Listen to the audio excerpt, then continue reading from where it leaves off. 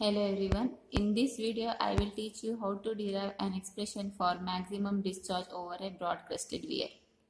So to derive this, let us consider a broad crested weir which is having a crest length of L and the height of the weir is Z. Now, the height of the water which is flowing above the crest at the middle of the weir is taken as h, that is small h, and let us consider capital H be the height of the water which is flowing above the crest up to a height h on the upstream side. Now, let us consider V be the velocity of water which is flowing over the crest. So now let us apply the Bernoulli's equation for the upstream end and the end of the weir. So let us consider this be the downstream end of the weir. The first equation of the Bernoulli's has to be considered at this point or at this section, and the second equation has to be considered at the section which is acting at the crest level, that is on the broad crested weir. So the Bernoulli's equation is written as P1 by rho g plus V1 square by 2g plus Z1. So this equation is with respect to the first section which is considered on the upstream side of the weir, and that will be equal to P2 by rho g plus V2 square by 2g plus Z2. So this equation is considered with respect to the broad crested weir at the second section. Here, the upstream side of the weir, the water is present and the water is at rest there. So if there is a still water which is acting on the upstream side of the weir, as the water is at rest, there will be no velocity. Hence, the term V1 square by 2g will be considered as 0 here.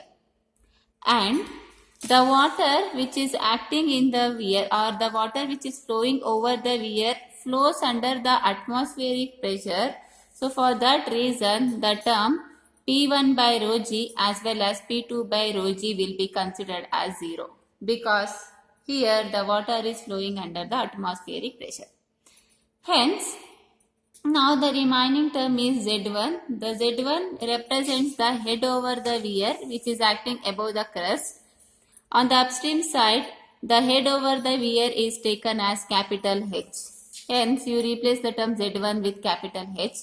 This is equal to V2 square by 2g. Here V2 represents the velocity of the water which is flowing at the section 2-2, and we are considering the second section at the crest portion, and from this portion the water will start flowing. If the water is in motion, then there will be a velocity of water. Hence, let us take V be the velocity at which the water is flowing. Now, you replace the term V2 with V and write down the equation as V square by 2g plus Z2. Z2 represents the height of the water which is acting at the section 2-2. Here, H is the height of water which is acting at the section 2-2. Hence, let us replace the term Z2 with H here. Now, we want the equation of V2 square by 2g, for which we need to keep this as it is. By keeping V2 square by 2g as it is and by bringing this plus H to the LHS side, the equation will be written as capital H minus small h. But we want the equation of V square, for which you need to cross multiply 2g. On cross multiplying 2g to the RHS side, the equation you will get V square is equal to capital H minus small h into 2g. But I need the equation of V, so for which you need to bring this square on the RHS side. On bringing square on the RHS side, that will be converted to square root. Hence, the equation of V will be written as square root of 2g into capital H minus small h. So this gives you the equation of the velocity at which the water is flowing over the weir. Now, let us write down the equation of discharge.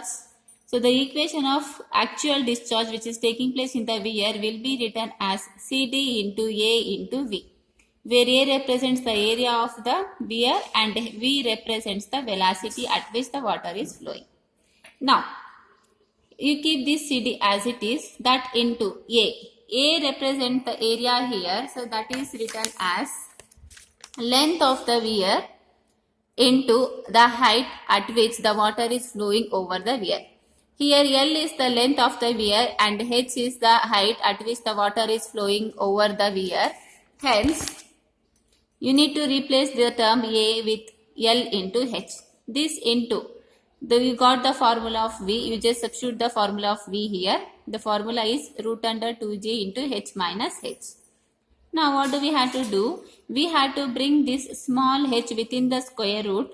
On bringing h within the square root, the equation will be written as CD into L will remain as it is, that into root of 2G into, if we bring h within the square root, that will be written as h square into capital H minus small h will remain as it is.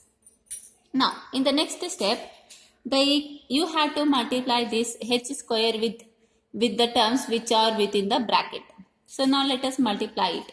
On multiplying, we get the equation as CD into L remains as it is, that into root of 2G remains as it is, into h into h square gives you capital H into h square minus h square into h gives you h cube. So let us name this equation as equation 1. Now, for getting the maximum discharge from the weir, we will get the maximum discharge only if the term h into h square minus h cube is maximum. If this is maximum, then we will get the maximum discharge from the weir. As we are deriving the expression for the maximum discharge, we should consider the term h into h square minus h cube as maximum. So in order to get the term as maximum, we need to differentiate this equation with respect to h. So let us differentiate this with respect to h in the next step. On differentiating, we will get d by dh of h into h square minus h cube, which is equal to 0. We need to differentiate, at the same time we have to equate this equation to 0. Now, the differentiation of h into h square. The differentiation of h square gives you 2h, hence you will get 2 capital H into h from the first term. Minus, the differentiation of h cube gives you 3h square. This is equal to 0. Now you bring the term minus 3h square to the RHS side. The equation you will get 2hh is equal to 3h square. As you are having one h on the LHS side and other h square on the RHS side, one h will get cancelled. Hence the remaining term is 2h is equal to 3h. Now, I want the value of h here. So for finding the value of h, small h, the small h will be written as 2 by 3. You just bring this 3 to the LHS side, that will goes to the denominator.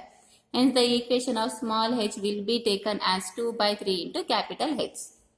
Now, for getting the maximum value of Q, we have to substitute the value of small h as 2 by 3h in the first equation. So let us replace the term small h with the term 2 by 3 into capital H. Now, you replace Q with the Q max, which is equal to CDL root under 2G, and this h will remain as it is. Now, you replace capital small h with 2 by 3 into capital H, that whole square, minus, again this small h has to be replaced with the term 2 by 3 into capital H whole cube. Now you go on simplifying this equation. See, on simplifying you will get CD into L root under 2G, you keep as it is. You apply the power for this. 2 square gives you 4, 3 square gives you 9 into h square into h gives you h cube, minus again 2 cube gives you 8, 3 cube gives you 27 into h cube. Now in the next step I am taking root 2g separately. Hence the equation will be written as CD into L into root 2g into root of 4 by 9 h cube minus 8 by 27 h cube. Now what do we have to do? We have to take LCM for this. So let us take LCM for this by keeping these three terms as it is. If on taking the LCM, you will be, the equation will be written as 27 into 4 h cube minus 9 into 8 h cube divided by 9 into 27. Now, in the next step, you go on simplifying this. This 3 term remains as it is into root under 27 into 4 gives you 108 h cube minus 8 nines are 72 h cube divided by 9 into 27 gives you 243.